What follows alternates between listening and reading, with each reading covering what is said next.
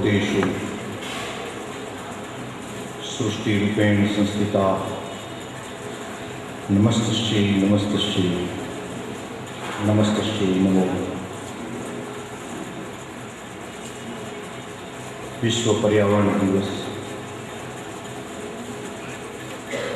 गुजरातनी भूमि पर उजवणी करवा आर्यावर्त निर्माण चेरिटेबल ट्रस्ट ने नेजा में एकत्रित थे। आ प्रसंगे महानुभाव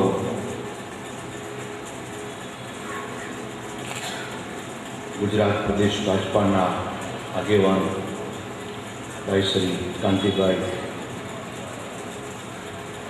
सांसद दिलीप भाई पंड्या, प्रबुद्ध महिला આપણું ગૌરવ એવા વાઇસ ચાન્સલર બેન શ્રી દીપુબાબેન, અર્ગુનભાઈ, બીબી મકવાણા સાહેબ, લાલેશભાઈ, બચુભાઈ, નંદાજી ઠાકોર, અચરતભાઈ, તમામ पर्यावरण प्रेमी प्रशांत महासागर में एक ईस्टर्न नामनो टापू है। एने दूर दूर सुधी भूमि लागू पड़ती है। चिली नामनो देश एनाथी नजीक है, पण ये 750 नॉटी माइल है, એટલો નજીક છે એથી વધારે। आ टापू ने एक विशेषता है कि बबे माळनी ने 3-3 माळनी बिल्डिंगो जेवड़ा पूतळाओ टापूनी चारे बाजू गोठवेला छे।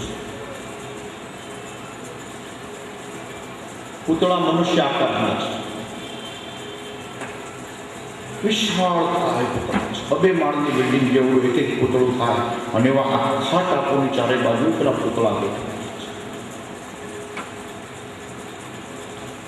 ये पुतला कोणे बनाव्या कोई जानतो नहीं।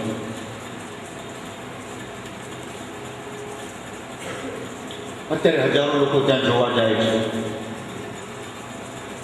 आवा निर्जन टापू पर कोण रह्युं, ए टापू पर पुतला कोणे बनाव्या, त्यांथी कोरी मळी आवी छे। એટલે નક્કી થાય છે કે બહારથી નથી આવેલા, ત્યાંના જ પથ્થરમાંથી। હમણાં વિશ્વભરના वैज्ञानिक विश्लेषकोए एनु रहस्य उकेलवानो एक प्रयत्न कर्यो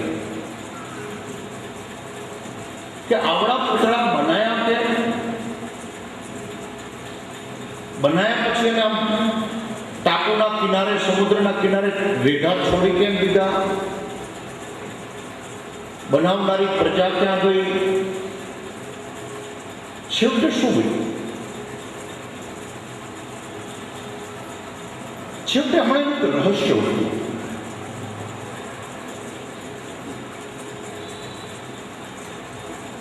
कि आ टापू पर जे प्रजा थी एमनामां हरीफाई जावी। आ पुतळा एमना देवोना के एमना पूजनीय पूर्वजोना होवा जोईए, एमनामां हरीफाई जावी मोटुं पुतळું कोण बनावे।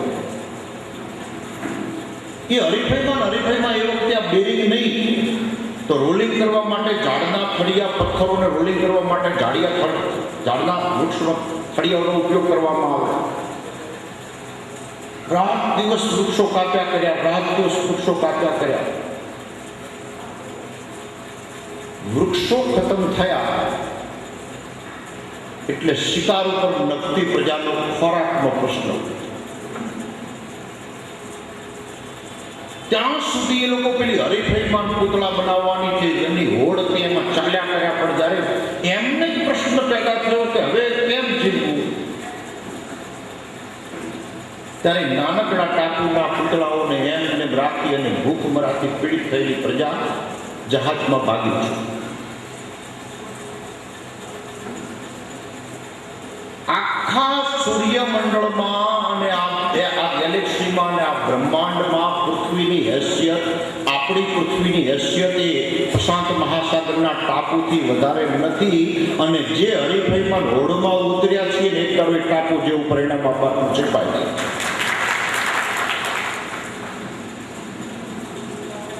વિકાસના નામે આંધળી દોડ, ઈગો અત્ર રાખવા માટે દરેક દેશની પોતાની આગવી એક પકડ. પેલી પ્રજાને છેલ્લામાં છેલ્લા વૃક્ષો કાપ્યા હતા ત્યાં સુધી ભાન હતું કે અમે તો આ ડાળો પર બેઠા છીએ, આ ટાપુમાં કાંઈ નહીં વધે તો કંઈ અમે જીવી શકવાના નથી. એ જ સ્થિતિ આજે આખે આખા આ પૃથ્વી લોકના માનવીની છે. દરેક દેશ બીજા દેશ પર કબજો જમાવવા માંગે છે. દરેક દેશ બીજા દેશ પર પ્રભુત્વ અને રોપ જમાવવા માંગે છે. દરેક પ્રજા પોતાના અસ્તિત્વના સંઘર્ષ પર ઉતરી આવી છે. અને એના કારણે એટલું બધું પારાવાર પ્રકૃતિને નુકસાન થઈ રહ્યું છે કે સવારથી સૂર્ય ઉગે ને અસ્ત થાય ત્યાં સુધી હજારો એકરના લેખે વૃક્ષો કપાય છે. હજારો એકરના લેખે એકલા ઝાડ નથી કપાતા. એક ઝાડ પડે છે ને આખી ઇકોલોજીનું ધબકતું તંત્ર છે ને એ સૂર્યાસ્ત ભેગું અસ્ત થઈ જાય છે. એના ભેગું કોઈ પક્ષીનો માળો જતો રહે છે. એના ભેગું તમારું આખું જે તંત્ર છે એક ફૂલોનું પરાગનયન કરતી માટીથી માંડી નાનકડા હમીંગબર્ડ સુધી આ બધાની સ્થિતિ છે. એ બધાનું અસ્તિત્વ નષ્ટ થાય છે. રોજનો સૂર્ય કેટલાય વૃક્ષોને કેટલાય જીવો લઈને આવે છે. આ માનવ જાતની પાપે થઈ છે, માનવ જાતના કારણે થઈ છે.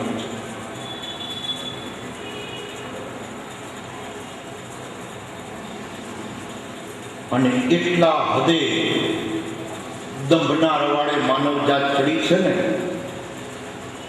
જોડે રહી અને તંત્ર મંત્ર આ ભેગા થઈ અને જોડે રહીને જંગલોનો સત્યાનાશ વાયા પછી બે વૃક્ષોનું વૃક્ષારોપણ કરીને ફોટા પડ્યા.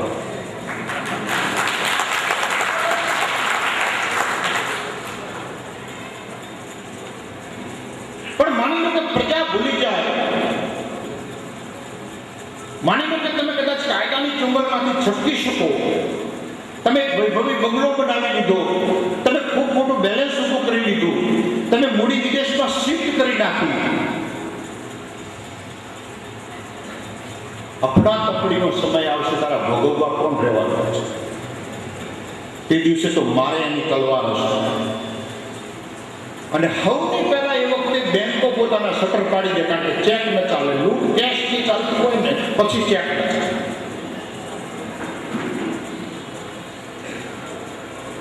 આ સ્થિતિ જે થઈ રહી છે આખા વિશ્વની આ સ્થિતિ છે. પેલો ઈસ્ટર ટાપુ છે એનું એક ઉદાહરણ માત્ર છે, નમૂનો માત્ર છે. તજ, જાવંત્રી, જાયફળ, શાક, સિસમથી ઇન્ડોનેશિયા, હિન્દ મહાસાગરમાં ઇન્ડોનેશિયાના ફિલિપાઇન્સના ટાપુઓ, મલેશિયાના ટાપુઓ, ઓહો, સૂર્યનો તડકો જમીન સુધી ન પહોંચે એવા ગાઢ જંગલોથી છવાયેલા હતા. આજે ટીંગડ મીંગડ ખેતી કરી ત્યાંનો માણસ જીવે છે. વિકાસના નામે રોજ એક સર્ટિફિકેટ આપવાનું, રોડ બનાવો, રસ્તાઓ બનાવો, નાણાઓ બનાવો, ફલાણી ફેક્ટરી નાખો, ઢીકણી ફેક્ટરી નાખો, બધા વગર ચાલવાનું નથી આપણે જાણીએ છીએ. પણ એટલા હદે અસંતુલિત રીતે જંગલોને કાપી નાખવામાં આવ્યા. આજે 1200 રૂપિયે પાણીની બોટલ ઇન્ડોનેશિયામાં વેચાય છે. એના પૈસાનું આખે આખું છે, આવું મૂલ્યાંકન થઈ ગયું, એની કરન્સી કલીએ. તો સાચી સંપત્તિ શું? તમે શેના ઉપર મુસ્તાક છો? તો લખી રાખો. 1000ની નોટ ઉપર મેં धारक को 1000 रुपये देने का वचन देता हूं, अदा करने का वचन देता हूं, એવું જે ચિઠ્ઠી દેશના જે મજબૂત માણસે લખી છે ને ત્યાં સુધી ચાલવાની છે, જ્યાં સુધી દેશમાં કુદરતી સંપત્તિ છે ત્યાં. લીલી પીળી નોટો વાળી રાજી થનારાઓ એક વાત સમજી લે કે તમારી પાસે જે નોટ છે ને એની પાછળ કોઈ લીમડો જવાબદાર છે, કોઈ ખેડૂતો જવાબદાર છે, કોઈ નદી જવાબદાર છે, સમુદ્રની સંપત્તિ જવાબદાર છે, હિમાલય જવાબદાર છે, રણ જવાબદાર છે, છે, રેગિસ્તાન જવાબદાર છે, એમાં વસતા નાના નાના જીવો જવાબદાર છે. અને તમારી આવનારી પેઢીઓ જે કંઈ ખાવાની છે, અને કોઈ પણ ફૂડ પેકેટ્સ તમે ખોલો છો ને રેડીમેડ, અને એમાંથી કોઈ પણ વસ્તુ કાઢો છો, તમે કુરકુરે તમે જ્યારે ખાઓ છો, સમજી લેવાનું કે ચાલો કુરકુરેના મોઢા પડવાના છે. એ બધાની પાછળ આ વનરાજી જવાબદાર છે, કુદરતી સંપત્તિ જવાબદાર છે. તમારું બેલેન્સ તમારું ત્યાં સુધી છે જ્યાં સુધી પેલી સંપત્તિ છે, કુદરતી સંપત્તિ છે, ત્યાં સુધી તમારું બેલેન્સ છે. એક સેકન્ડમાં 1000ની નોટનું તાપણ કરવાના કામમાં ના આવે એવી સ્થિતિ પેદા થતા વાર નહીં થાય. ઝિમ્બાબ્વે નામનો આફ્રિકામાં એક દેશ છે, આખો જંગલોથી ભરપૂર ભરેલો દેશ છે. આફ્રિકાના ભાગ પાડી નાના નાના દેશો બન્યા, ટાંઝિયા બાંઝિયા જે બન્યા, એમાંથી ઝિમ્બાબ્વે છૂટો પડીને એક દેશ બન્યો છે. એટલા અદેશ સંપત્તિ એને વેચી ખાધી, 5 લાખ રૂપિયાની નોટ બહાર પાડવી પડી છે. અને માસ્ટરોનો પગાર ચૂકવવા માટે ચીને એમને 6 વર્ષે પૈસા આલ્યા, 5 વર્ષનો ભેગો પગાર માસ્ટરોને એમણે હમણાં ચૂકવ્યો છે. શિક્ષકોને પગાર ચૂકવવાના દેશ પાસે પૈસા.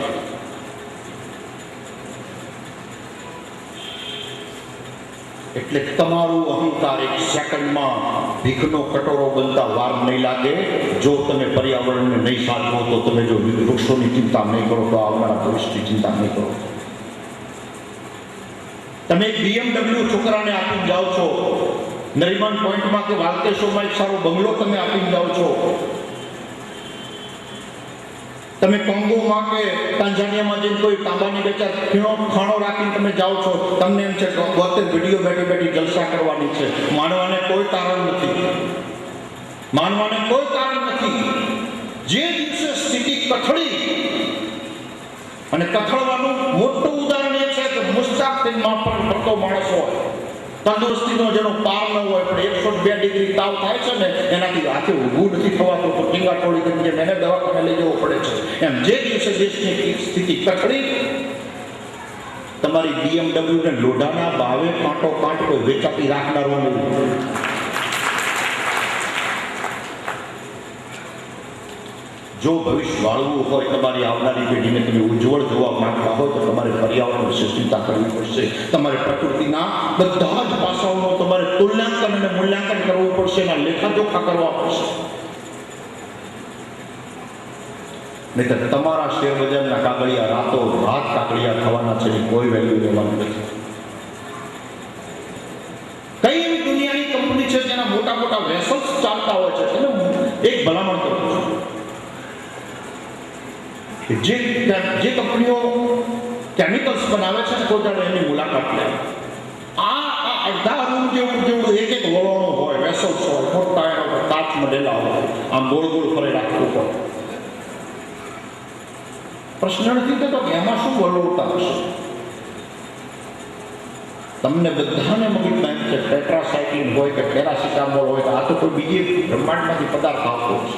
બધો 18-12 વનસ્પતિમાંથી જ આવે છે. દુનિયાની કોઈ પણ વસ્તુ હોય, કોસ્મેટિક આઇટમ હોય કે દુનિયાની મોંઘામાં મોંઘી દવા હોય, એનો અર્ક બનાવવા માટે થઈ અને હજારો ટન વનસ્પતિઓને વલોઈ નાખી, પછી એમાંથી માત્ર મિલીગ્રામ અને માઇક્રોગ્રામના અર્ક કાઢવામાં આવે છે, અને એની સાથે પછી માટી જળવી અને એની ટેબ્લેટ્સ બનાવવામાં આવે છે, દવાઓ બનાવવામાં આવે છે, અને એનાથી તમે તંદુરસ્ત રહી શકો છો. હજારો કરોડોનો વેપાર તમે એનો કરો છો, પેલી વનસ્પતિ વલોવાઈ જાય છે.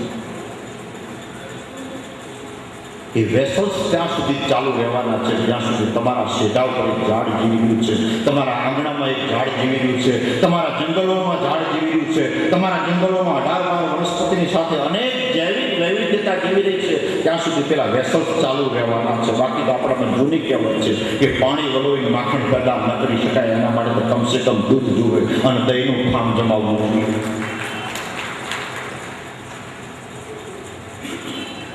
આખું વિશ્વ ચિંતિત છે. વધુ ચિંતા અહીં આપણે કરવાની છે.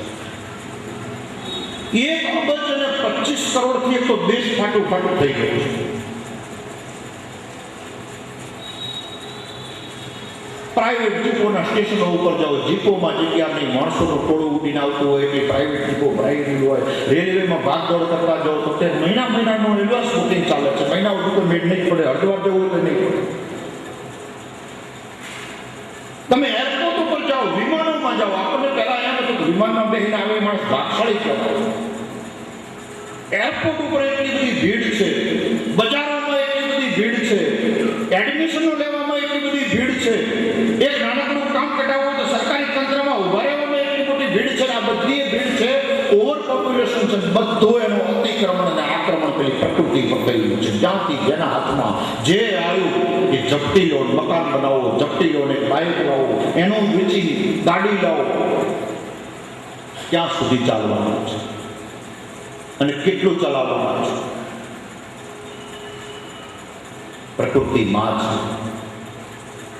એ છેલ્લામાં છેલ્લો પોતાનો કોળિયો વધ્યો હોય ત્યાં સુધી દીકરાને આવવાની કોશિશ કરે છે. છેલ્લામાં છેલ્લો પણ જે દાડો એના ભાણામાં કોળિયો નહીં વધે, જેના એના હાથમાં જે દાડો કોળિયો નહીં હોય, તમને શું ખવડાવશે? અને તે દિવસે હાલત ખૂબ ખરાબ આવવાની છે, ખૂબ ખરાબ આવવાની છે. એટલે આજે એક વાત ગાંઠે બાંધી જજો એમ કે તમારો પગાર એ તમારો નથી, તમારું બેલેન્સ એ તમારું નથી. નદી, નાળા, પહાડ, જંગલો, પર્વતો, રણ, અરણ્ય, આ જે લોકો તમને પેદાશ આપી રહ્યા છે એના ઉપરથી આ બધી વ્યવસ્થા નોકરીઓની તો થયેલી છે. એ નહીં હોય બિચારો તમારા પગારોની કોઈ વેલ્યુ રહેવાની નથી. સોમાલિયા નામનો હિન્દ મહાસાગરમાં ભારતના બાજુનો દેશ છે.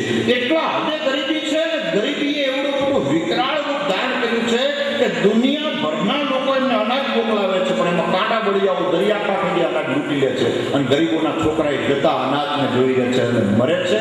એક મરતા બાળકનો એક ફોટોગ્રાફ આવેલો કે મરતા બાળકની રાહ જોઈને એક ગીધ પક્ષી બેઠું છે અને બાળક ભૂખનું માર્યું ચારે પગે ભાખડીએ થઈ ગયા છે. પેલું ગીધ પક્ષી એના મરવાની રાહ જોઈ રહ્યું છે. આ સ્થિતિ સર્જાતા વાર ન થાય તો જંગલો ના હોય, જો નદીઓ ના હોય, પહાડો ના હોય તો આ સ્થિતિ સર્જાતા વાર ન થાય. આ વાઘા તો 5 મિનિટમાં ઉતરી જાય.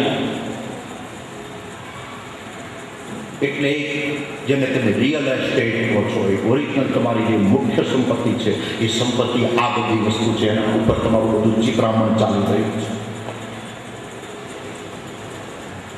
એની ચિંતા